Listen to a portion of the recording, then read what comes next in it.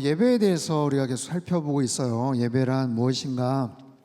예배란 우리가 하나님 앞에 은혜를 받고 축복을 받고 또 좋은 어떤 정말 소망을 이렇게 발견하는 어떤 그런 시간이라고 굉장히 뭉뚱그리고 모호하게 생각을 하지만 지난번 3번에 걸쳐서 분명히 말씀을 드렸죠. 예배라는 것은 하나님에 대한 응답이에요.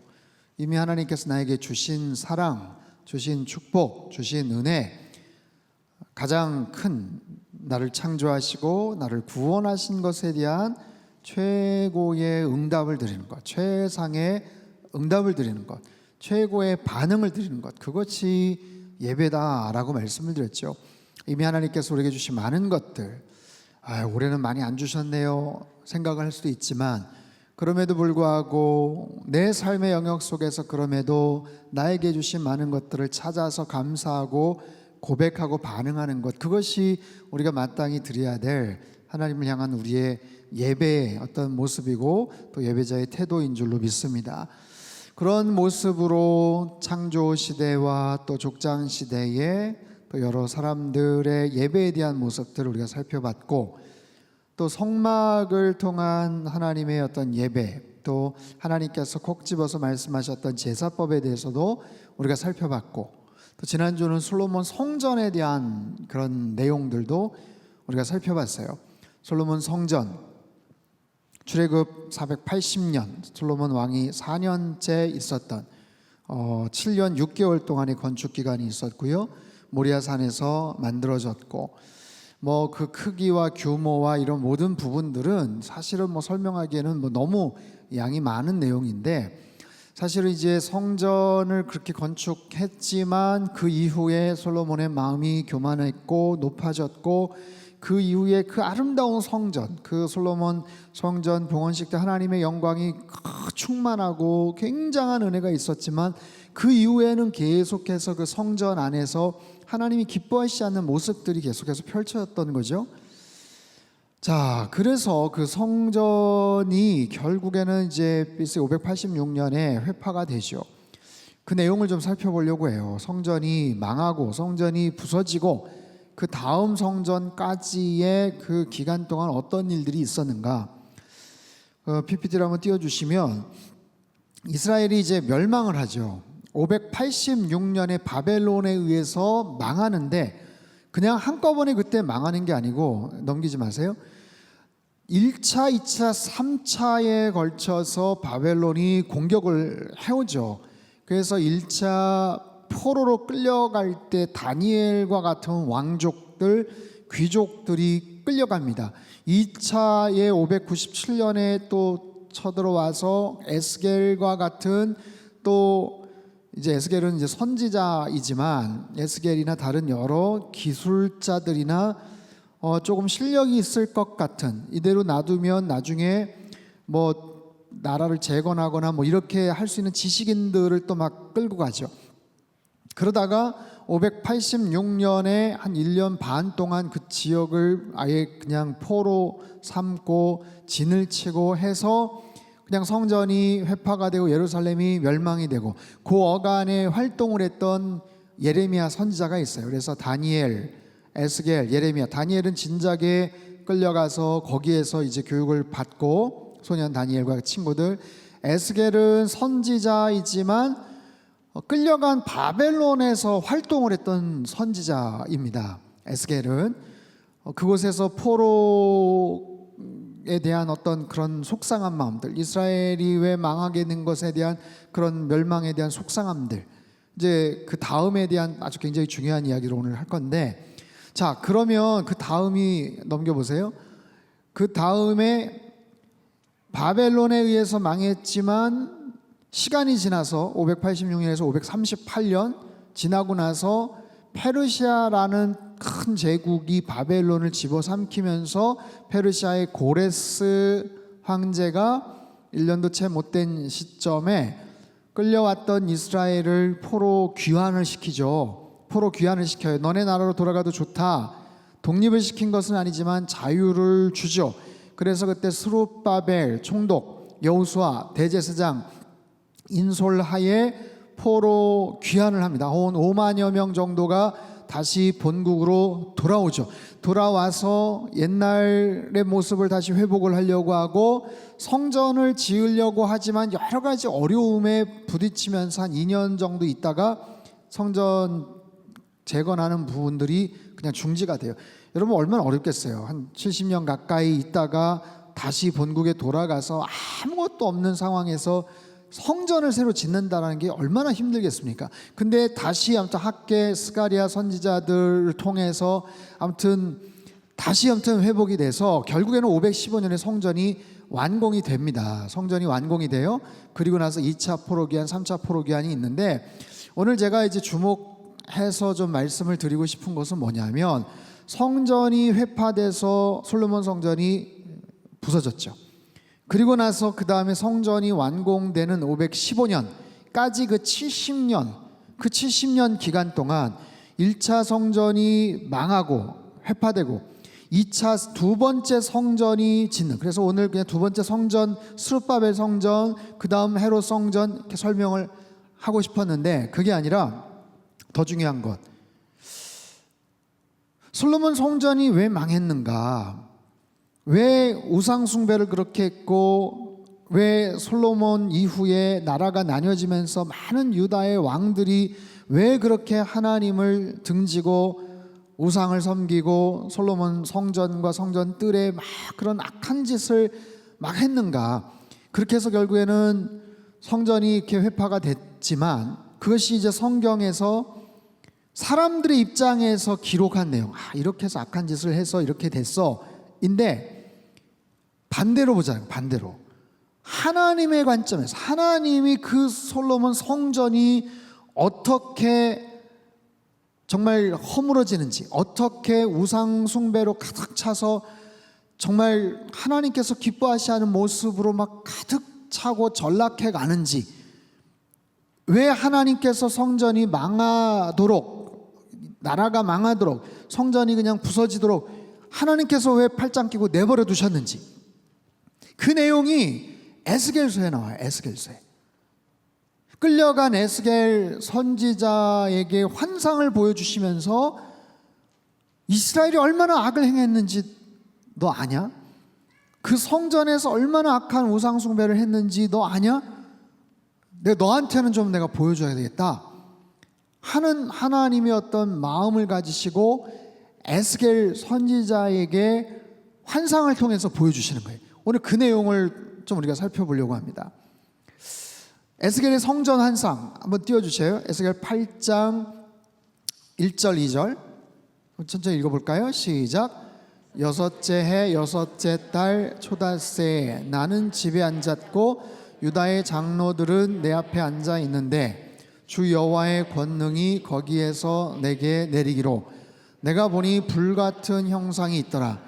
그 허리 아래의 모양은 불 같고 허리 위에는 광채가 나서 단쇠 같은데, 그 다음이요, 그가 손 같은 것을 펴서 내 머리털 한 모숨을 잡으며 주의 영이 나를 들어 천지 사이로 올리시고 하나님의 환상 가운데 나를 이끌어 예루살렘으로 가서 안뜰로 들어가는 북향한 문에 이르시니 거기에는 질투의 우상 곧 질투를 일어나게 하는 우상의 자리가 있는 곳이라. 이스라엘 하나님의 영광이 거기에 있는데 내가 들에서 본 모습과 같더라. 자, 여기까지요. 그럼 띄워주 계속. 환상을 통해서 하나님 보여주시는데 아까 1절에 여섯째 해 여섯째 달 초닷새, 그러니까 에스겔이 끌려간 게 597년인데요 597년 이후에 6년째 되더래. 그러니까 592년이 591년 정도쯤 됐을 거예요. 그때 날짜까지 정확하게 기억을 합니다. 몇째 달 몇째 날에 앉아 있는데 갑자기 하나님의 광채가 불같은 형상이 나타나서 손 같은 것을 펴서 내 머리털 한 모습, 내 머리털, 이건 뭐냐면 표준세 번역에 그때 형상이 손처럼 생긴 것을 뻗쳐서 내 머리털을 잡았다라는 거예요. 머리채를 잡아버렸어요. 그리고 머리채를 그냥 잡은 채, 좀 과격하시죠? 머리를 그냥 잡아채서 예루살렘으로 가는 거예요. 지금 바벨론에 끌려갔는데 한 1400km 떨어져 있는 예루살렘으로 날아가서 그 성전 안에 예루살렘 성전과 그 예루살렘 뜰을 환상으로 보여주시는 거예요. 저 때는 592년 정도 되니까 586년 BC예요. 아직 망하기 전이에요. 그러니까 성전이 아직 있을 때예요. 성전이 있을 때 이미 2차로 끌려가 있던 상황에서 아유 본국이 어떻게 됐을까? 우리 끌려갔는데 그 나라가 지금 어떻게 우리나라가 어떻게 됐을까? 바벨론이 또 공격해서 간다는데 뭐 이런 불안한 그런 상황 속에서 하나님의 환상을 통해서 그 예루살렘으로 가서 그걸 보게끔 하시는데 보세요. 예루살렘 가서 안뜰로 들어가는 북향한 문에 이르시니 거기는 질투의 우상이 있었다. 질투의 우상이라는 것은 뭐냐면 히스기야의 아들이었던 므낫세가 성전 마당에다 세워놓은 아세라 목상을 가리킵니다.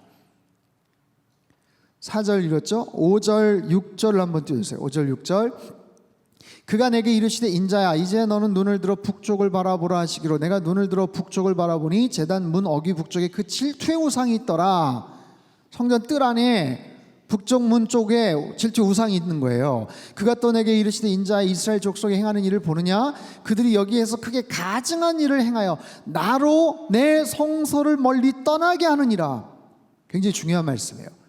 너는 다시 다른 큰 가증한 일을 보리라. 이제 더 가증한 일들을 보여주시는데 하나님의 마음이 저기에 담겨져 있어요. 나로 하여금 성소를 떠나버리게 만든다는 거예요.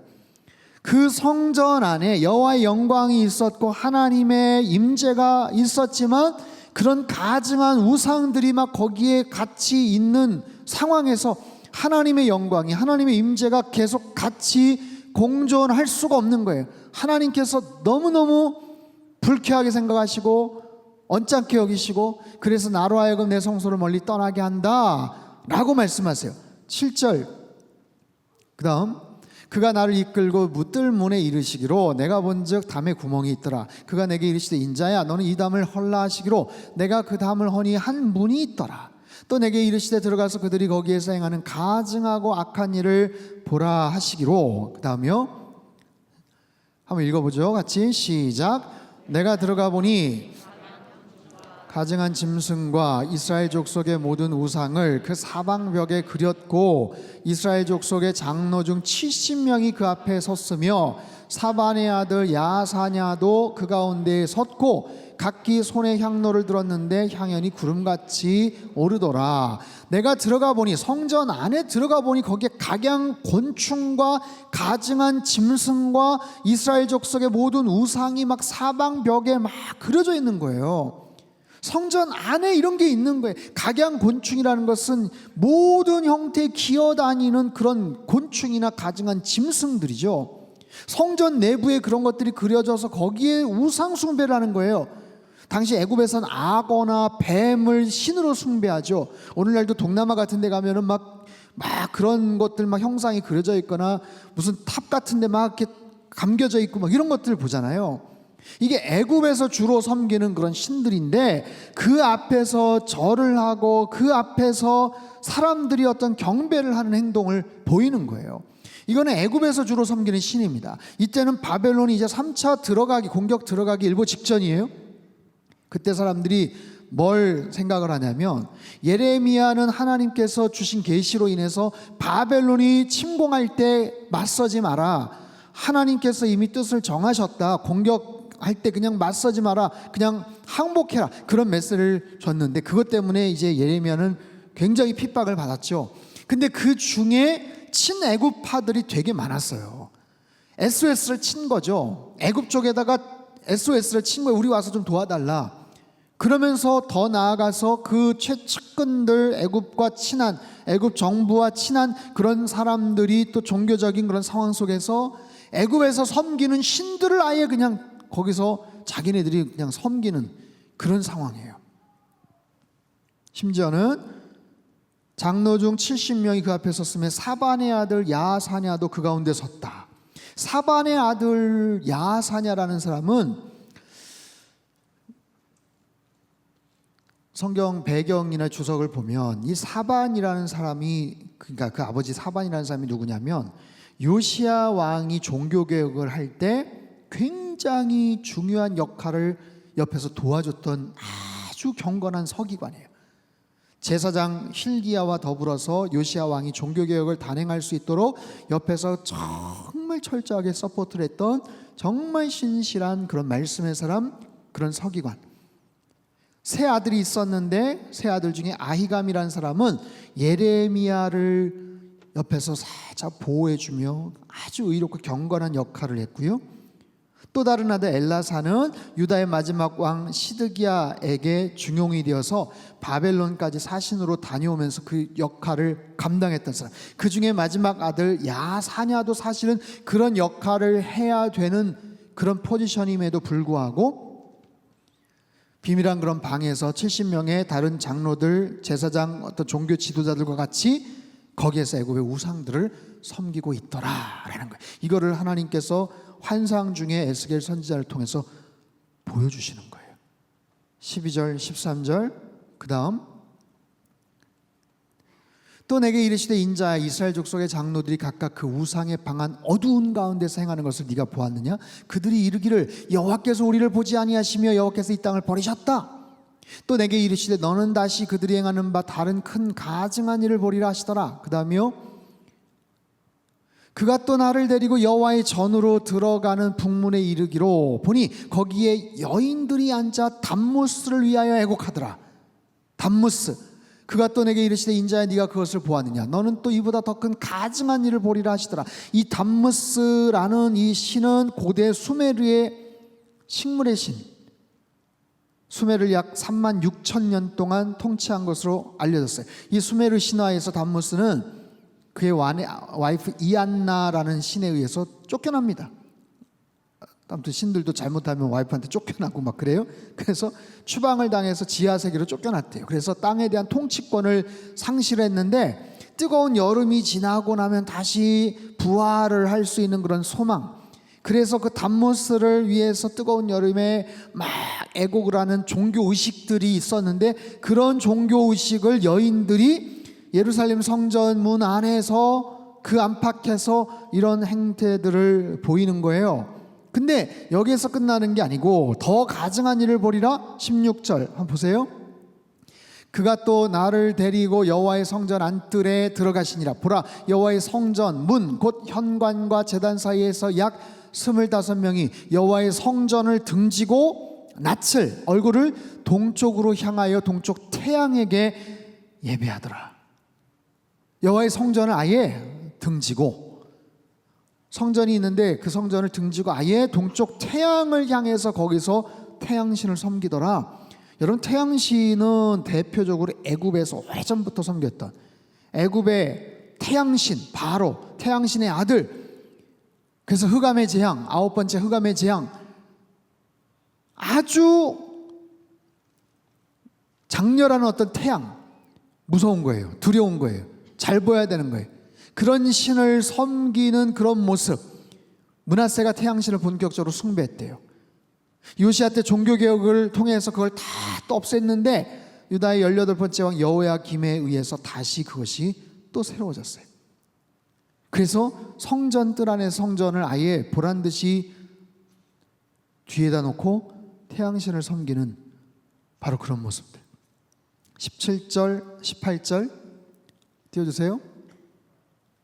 17절 읽었고 18절 마지막 18절 같이 읽죠. 시작. 그러므로 나도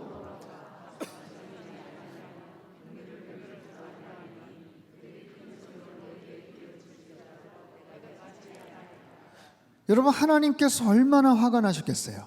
그러니까 그동안 열왕기서나 이런 데서 나오는 이스라엘 백성들 그리고 유다의 왕들이 행했던 그런 여러 우상 숭배에 대한 그런 작태들을 봤고 그것 때문에 망했구나. 하지만 하나님께서 그 모습을 어떻게 보셨는지를 지금 설명을 하는 거예요.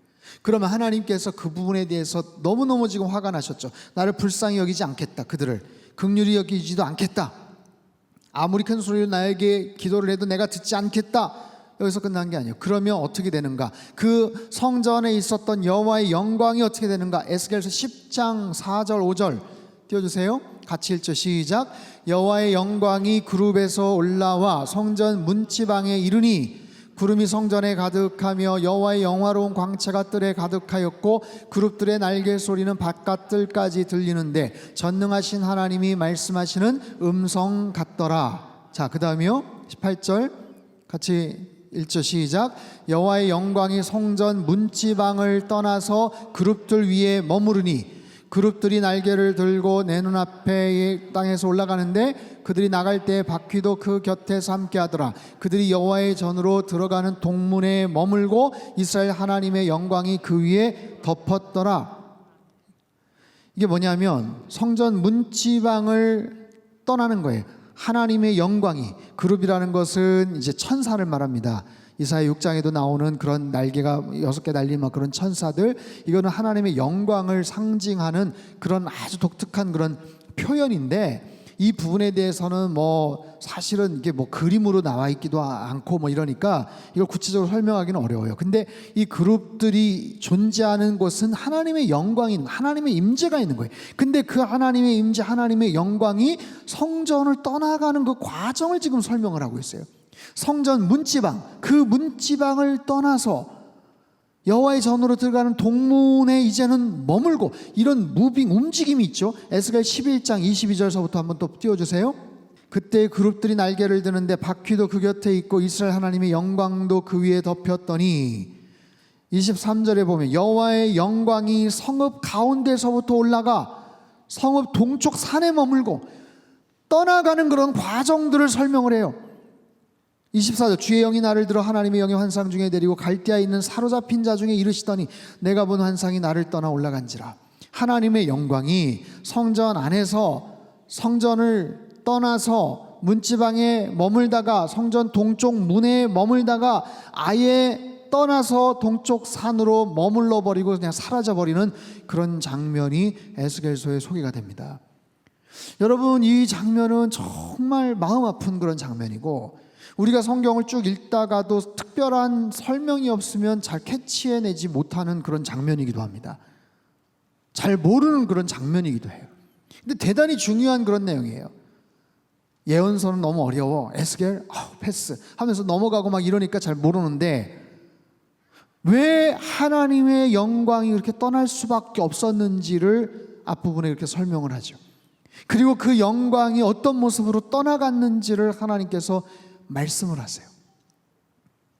우리가 코로나19가 장기화되면서 예배를 온라인 예배, 오프라인 예배, 성전에서의 예배, 가정에서의 예배, 많은 그런 고민들을 하고 어떤 예배를 우리가 해나갈 것인가, 순서는 어떤가, 시간은 어떤가, 이런 모습에서 우리가 많은 그런 고민들을 하죠. 여러분, 우리 나름대로 예배에 대한 고정관념이 있어요. 그렇죠? 여러분 한 분 한 분이 갖고 있는 예배에 대한 고정관념이 있어요. 그래서 그 고정관념대로 예배가 진행이 안 되면 마음이 불편한 거예요. 그게 정답입니까? 정답 아니죠. 그건 나에게만 익숙한 거예요. 가장 중요한 정답은 하나님께서 말씀하신 성경에서의 정답이에요. 예배는 내가 뭘 은혜를 받자고 나온 게 아니고 하나님 앞에 뭔가를 드리는 나의 태도예요. 그럼 예배의 순서나 이런 부분도 사실 성경에서 구체적으로 나와 있지 않아요. 끝나고 나서 교동문 해야 되고, 끝나고 나서 뭐 해야 되고, 뭐 해야 되고, 순서 나와 있지 않아요. 종교개혁자들이나 아니면 예배학자를 통해서 그 스피릿을 거기다 담아놓은 거예요. 그리고 그런 모든 과정들이 한 교회 전통으로, 한 지역의, 한 국가의 어떤 특정한 전통으로 이렇게 익숙해져 왔어요. 어느 순간에 내가 예수님 처음 만나서 20대든 30대든 아니면 최근이든 오신 분들은 예배라는 걸 처음 경험하는 거예요. 근데 모태신앙으로 오래전부터 예배를 경험하고, 상당교에서 오래전부터 예배를 경험하고, 아니면 다른 곳에서 오랫동안 예배를 경험하신 분들은 나름대로의 그런 틀들이 있기 때문에 이 부분에 대해서 뭔가가 이루어지지 않으면 내가 마음이 불편한 거예요. 여러분, 그런 부분에서 보다 더 폭이 넓은 그런 마음을 가질 수 있어야 돼요. 여러분, 그런 예배의 어떤 내가 갖고 있는 고정관념의 틀에서 여러분 자유케 되기를 바랍니다. 우리가 같이 경배와 찬양이라는 이름을 가지고 우리가 찬양을 했어요. 찬양팀이 뜨겁게 해서 찬양을 했어요. 우리가 늘 갖고 있는 어떤 나름대로의 어떤 고정 틀이 있어요. 어느 정도 선에서 이제 박수치고 막 찬양하고, 좀 슬로우하게 해가지고 우리가 찬양하고, 그리고 나면 이제 기도하시는 분이 올라가지고 기도하고. 근데 그런 틀들이 어떨 때는 살짝 허물어질 때도 있어요. 대표적으로 아까 주님은 내 호흡, 그 찬양을 하는데 마지막 후렴에서 계속 후렴 부분이 반복이 돼요. 왜 똑같은 것을 왜 이렇게 많이 해? 혹시 불편해하신 분들 계셨을지도 몰라요. 여기서 그 다음 넘어가야죠. 몇 번을 하는 거야? 그럴 수 있죠. 그럴 수 있어요. 근데 그런 부분도 벗어날 수 있어야 돼요. 여러분, 찬양과 경배는 그 경계선이 굉장히 모호하기도 하고 아주 특별하기도 합니다. 하나님께서 나를 향해서 주신 특별한 은혜, 사랑에 대해서 내가 열심히 박수를 치면서 찬양을 해요. 주어진 콘티에 의해서 찬양을 해요. 1절, 2절, 3절 간주, 그 다음에 또 4절, 항상 그런 틀들로 있어요. 여러분, 그게 딱 하나님께서 이렇게 찬양해야 돼라고 우리에게 말씀하신 하나의 스탠다드 폼이 아니에요. 그 우리가 갖고 있는 하나의 폼이에요. 교회 전통과 예배학적인, 예배 음악적인 어떤 틀 안에서의 전통이에요. 근데 때로는 그 부분들을 다 초월해서 우리가 찬양팀에서 반주나 이런 쪽에서 갖추어져 있는 그 틀 안에서 우리가 찬양을 하지만 때로는 그것을 초월해서 내가 개인적으로 하나님 앞에 고백을 할 수도 있어요.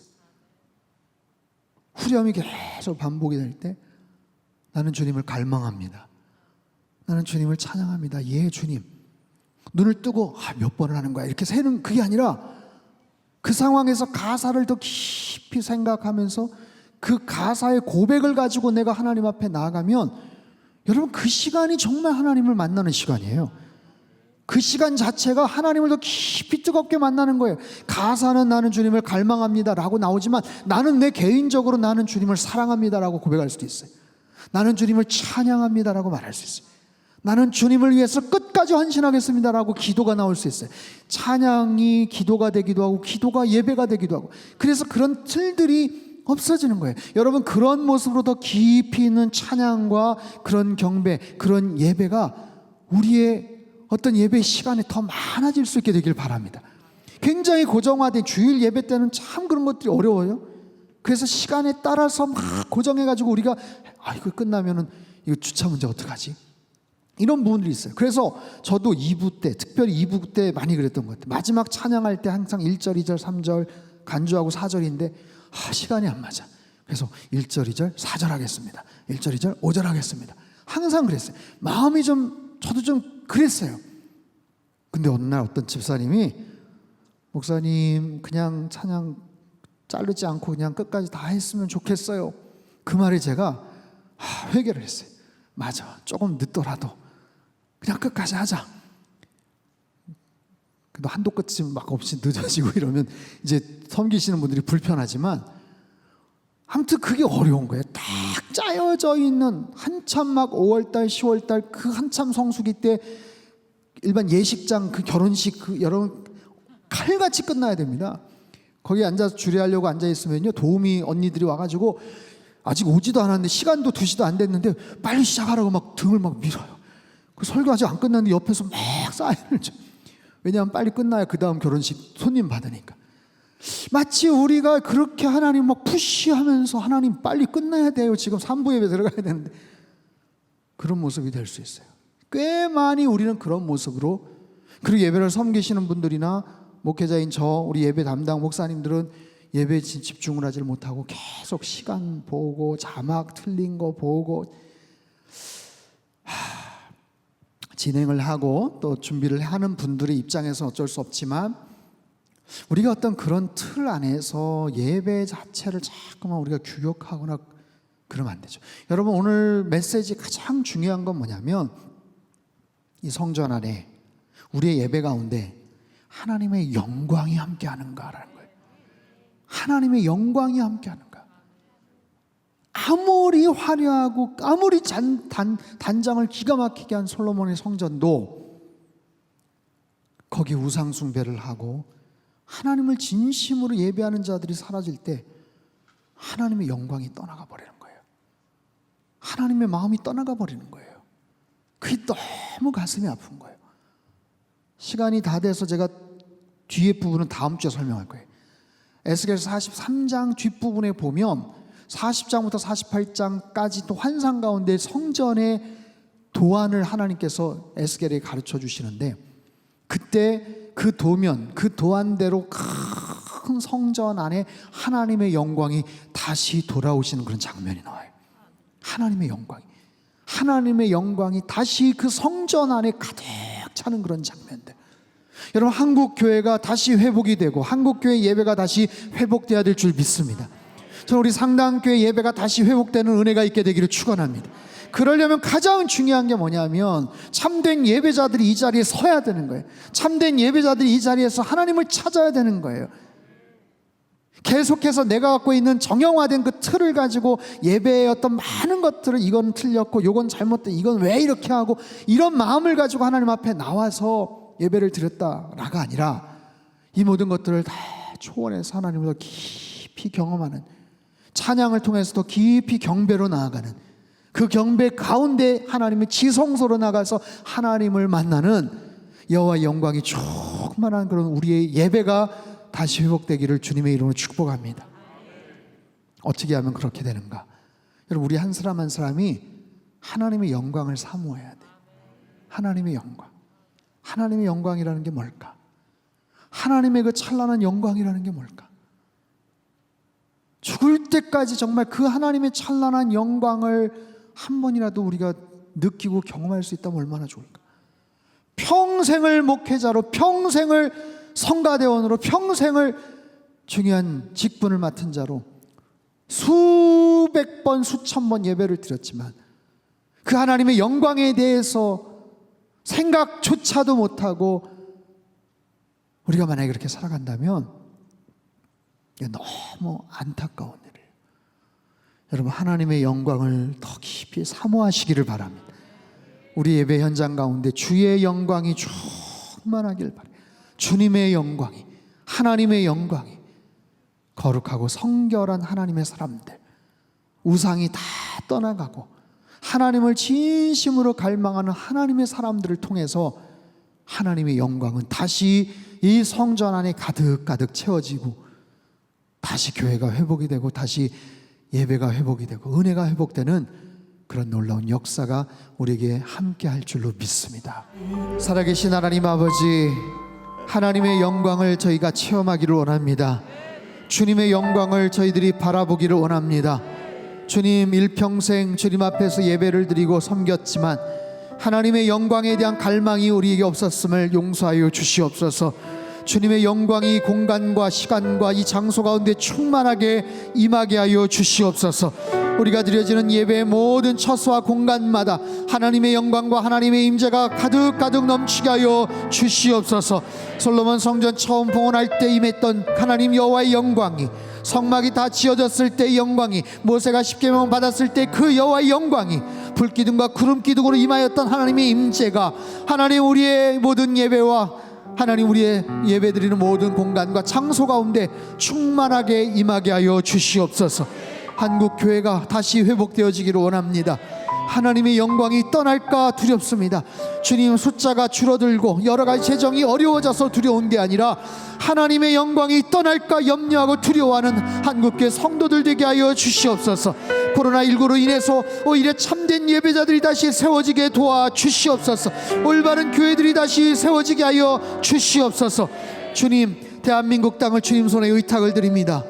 코로나19로 인해서, 집중호우로 인해서 많은 피해를 입고 어려운 가운데 있지만 그보다 더 안타까운 것은 하나님 한국교회 많은, 한국 대한민국의 많은 시민들, 국민들의 마음이 사방팔방으로 갈려져 있고 분열되어 있습니다. 주님, 저들의 마음을 불쌍히 여겨 주시옵소서. 치료하여 주시고 위로하여 주시옵소서. 하나님, 대통령이 국정의 모든 상황들을 잘 처리하고 잘 진행해 나갈 수 있게 하여 주시옵소서. 하나님, 책임을 맡은 모든 국회의원들과 위정자들이 하나님 자신의 역할과 책임을 잘 감당케 하여 주시옵소서. 모든 거짓과 불의와 위선과 모든 음란놈들이 다 떠나가게 하여 주시옵소서. 하나님, 포괄적 차별금지법이 제정되지 않게 하여 주시옵소서. 거짓이 진리로 둔갑하지 않게 하여 주시옵소서. 아버지 하나님, 이 모든 일을 위해서 저희가 더 뜨겁게 기도하게 하시고, 특별히 코로나19와 수해로 피해를 입은 많은 시민들, 이재민들을 불쌍히 여겨 주시옵소서. 우리 상당교회가 하나님의 전신갑주를 입고 그리스도의 군사로 거듭나는 우리 모든 성도님들 다 되기를 원합니다. 다음 세대가 다시 회복이 되고 세워지게 하여 주시옵소서. 교회 학교 우리 자녀들이, 청년부의 우리 청년들이 하나님 가슴 벅찬 정말 꿈과 비전들을 허락하여 주시옵소서. 마음껏 하나님을 찬양하며 주님의 꿈을 향해 달려나가는 우리 차세대 청년들 되게 주님 도와주시옵소서.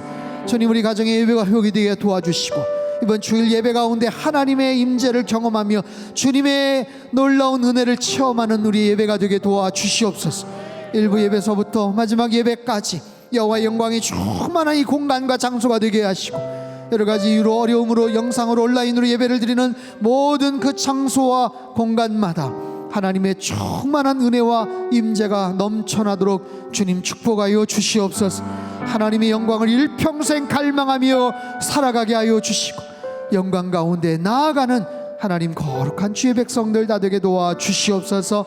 이전에게도 귀한 물질 주님 앞에 올려드린 손길들 위에 하늘의 신령한 복과 땅의 기름진 복으로 넘치도록 부어 역사하여 주시옵소서.